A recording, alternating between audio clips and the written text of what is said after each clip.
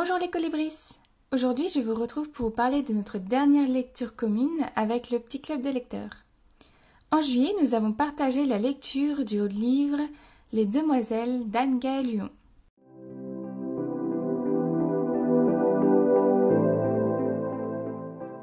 Les Demoiselles est un roman feel-good qui se déroule dans les années 20. Nous suivons Rosa alors qu'elle n'a que 15 ans.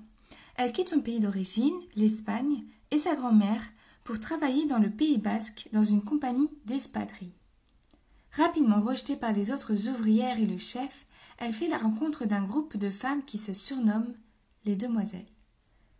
Haute en couleurs, langage et comportement décomplexés, Rosa vit une toute nouvelle aventure qui la fera grandir.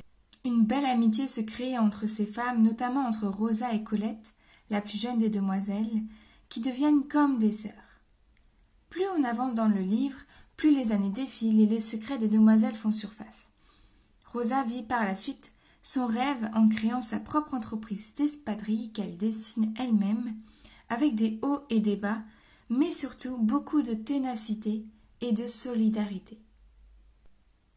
En toile de fond, on découvre des éléments historiques comme la guerre et l'après-guerre, le Charleston, et on rencontre des célébrités de l'époque comme Charlie Chaplin et d'autres.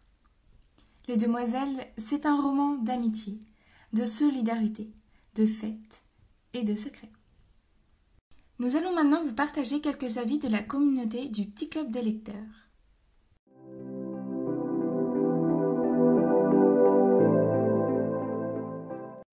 Je vais maintenant vous partager l'avis de Barbara qui nous a envoyé son avis par mail.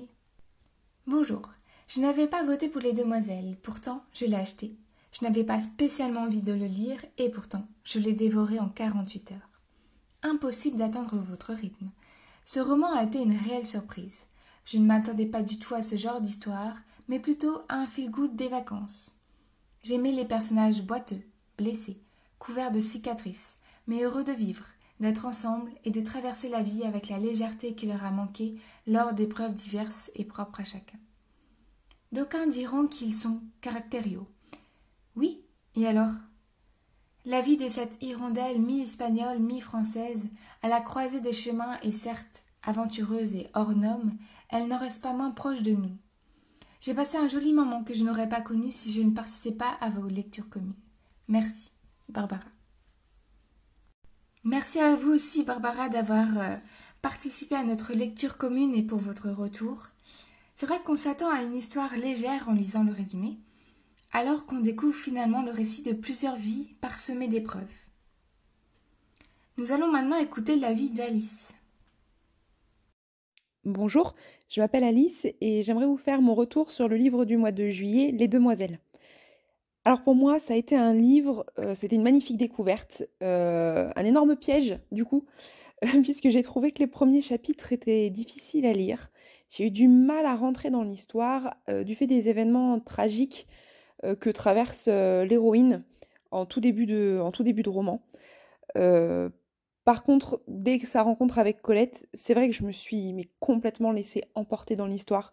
Et je suis rentrée dans cet univers, dans ce monde à part qui m'a beaucoup plu, dans lequel je me suis sentie vraiment bien.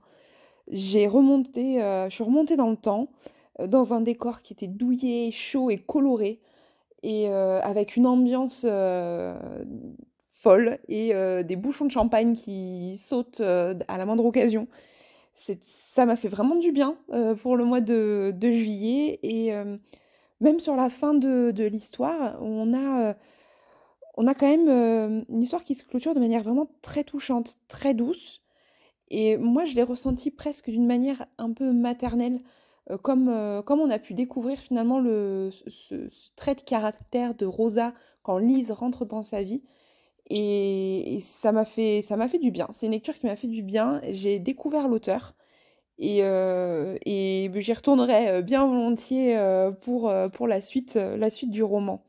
Merci beaucoup pour cette belle découverte. Merci à vous aussi, Alice, pour votre partage. On découvre en effet Rosa au fur et à mesure des pages et des années, qui devient de plus en plus solidaire et maternelle. Pour celles et ceux qui ne le savent pas, il y a en effet une suite à ce roman, avec le dernier livre d'Anne Gay-Luon, Ce que les étoiles doivent à la nuit. Dans ce roman, on va suivre Lise, maintenant chef étoilée, qui part à la recherche de sa mère. Donc si vous voulez en savoir un peu plus sur les demoiselles et connaître mieux cette fameuse Lise, n'hésitez pas à vous procurer ce livre et à nous faire un retour.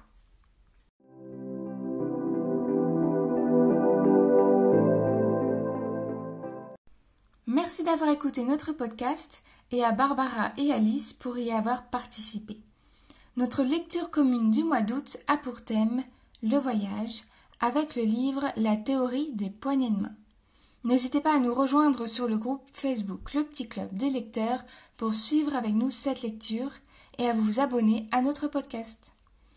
Nous vous souhaitons de très belles lectures et vous disons à très vite.